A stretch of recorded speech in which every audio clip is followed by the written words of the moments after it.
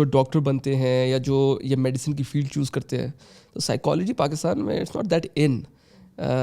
لوگ جو ہے وہ اور بڑی فیلڈ ہیں جس کو آپٹ کرنے کی کوشش کرتے ہیں. تو وائی سائیکالوجی؟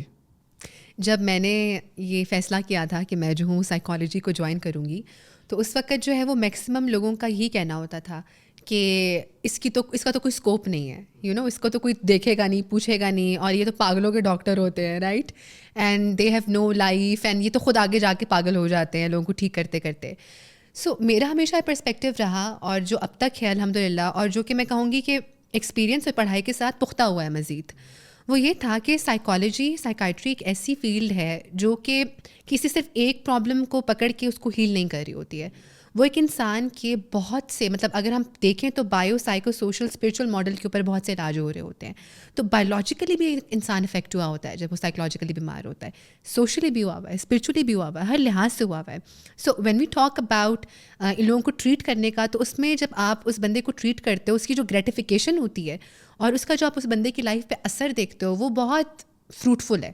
اور میں اپنی فیلڈ میں دیکھتی ہوں دیٹ ہمیشہ سے سوچتی تھی as a matter of fact کہ جو جسمانی بیماریوں کا بندہ ہوتا ہے نا, نو ڈاؤٹ کہ بہت تکلیف دہ جسمانی بیماریاں بھی ہوتی ہیں, but a lot of the times they go to their jobs, they have their family members with them, right, they perform socially until they're unable to at some point in their life. But جب ایک انسان psychologically تکالیف کا شکار ہوتا ہے نا, تو وہ ہر لحاظ سے پاز ہو جاتا ہے.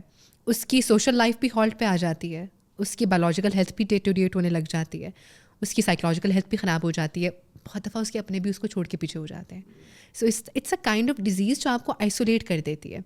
تو اسکوپ کی اگر آپ بات کریں تو پوسٹ کووڈ ہم نے سائیکالوجی کی فیلڈ کے اندر جو ہے, اور سائیکالوجی کو لے کے جو لوگوں کے اندر ایک ایکسیپٹنس دیکھی ہے, کیونکہ اسٹگما بہت تھا اس سے پہلے اگر کوئی سائیکالوجسٹ کے پاس جا رہا ہے, کوئی سائیکائٹرسٹ کے پاس جا رہا ہے, تو کیا کہا جاتا تھا, کیا کہا جاتا تھا اس کو, پاگل ہے, مسئلے ہیں اس کے.